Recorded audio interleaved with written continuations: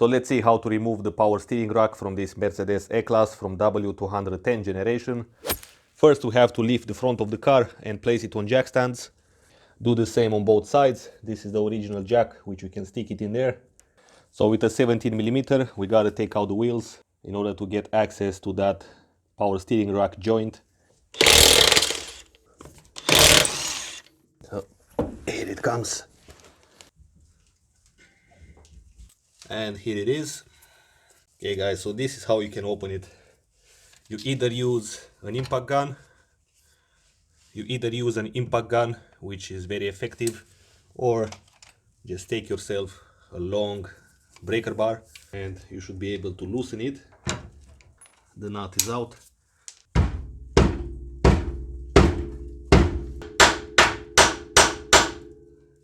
Alright, so you basically have to make the wheel straight and then it will come out a lot easier. Now let's do the same on the other side.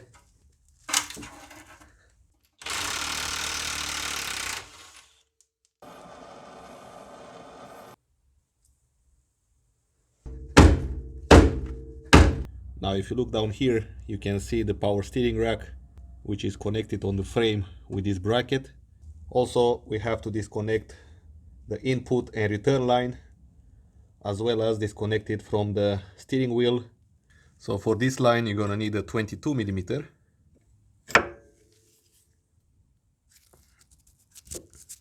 And expect some power steering fluid to come out. This is gonna be kind of a dirty job, so be prepared with a container. Meanwhile, with a 19mm, remove the second line. Now let's disconnect it from here. So keep the counter from the other side with another 30mm and remove the nut.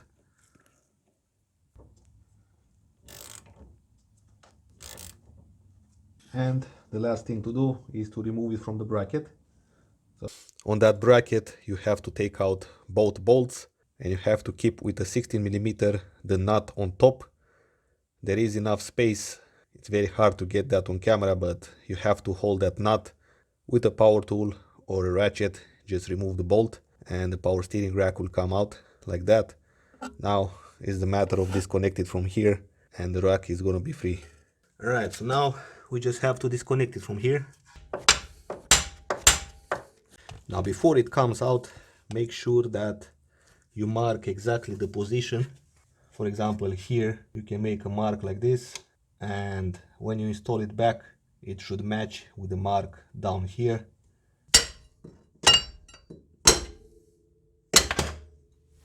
Okay, so finally here we've got the power steering rack out of the car.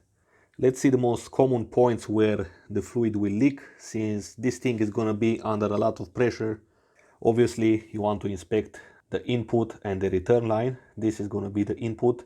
Obviously, all this fluid came out because I opened them up, but in general, if you see fluid leaks here, then replacing this copper gasket might solve the issue. If these over time will crack, then the fluid will leak as well. Now the second, the most common leak point on this power steering rack are these lines which are powering the hydraulic pistons inside the rack. So because these lines are exposed to the road, they might corrode and crack over time or leak. Like you can see down here, this nut is completely rusted and there is no way this is going to be open with a regular T30 socket, which is required.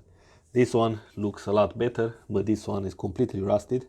Alright, so now let's see a little quick how this system works. As you can see, we've got two lines here. This is going to be the input line, the line which will come with the pressurized fuel from the power steering pump. And then you've got the return line. So once that pressurized fluid has released its energy into turning the wheel, it will come back and return through this line.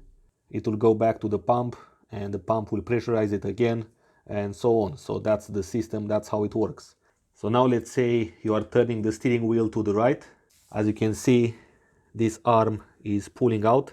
We know that the energy is in the pressurized fluid, which means that if you have the fluid in some container, the fluid pressurized will want to push the edges of the container. So we know from that example that the pressurized fluid will go through this line down here and it will pull the piston inside the rack, and therefore this arm will come out.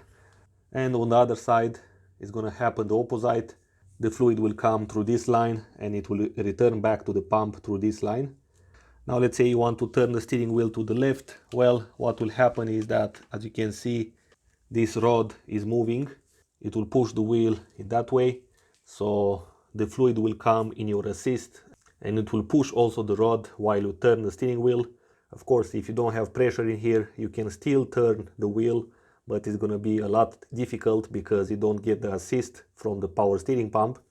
If you see that the power steering fluid is leaking by these sides, these ends here, then it's quite sure that the pistons inside the rack are worn up and you need to replace the whole power steering rack. So it's a lot worse to get the fluid leak through this side compared to the leak from this side, because here you can just replace the gasket and the leak is done. Okay guys, so now let's see how to install back the power steering rack.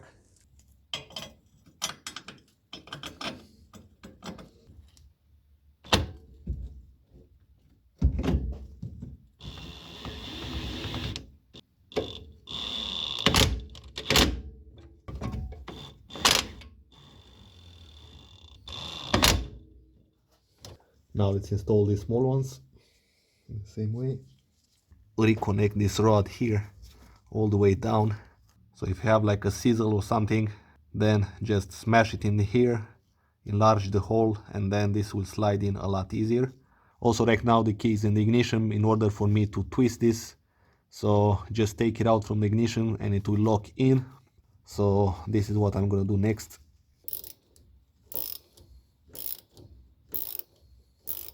Now it's all about reconnecting these lines and the steering rack is on. Make sure that the bolts have proper gaskets to prevent further leaks in the future. Now it's time to reconnect these rods to the knuckle and we're good to go. Okay guys, so the rod is connected to the wheel knuckle, the power steering rack is connected back, and then that was pretty much it. This job is done. If you like this video, give it a thumbs up. And if you have this car, check out the other videos I made about it. And if you want to really help me out, click that subscribe button as well. It's free for you and it will motivate me to make more advanced videos about how to repair the engine, the transmission on a car. And in the future I want to also present you the hybrid technology, which is going to be a lot more used in the future. So stay tuned and I will see you soon.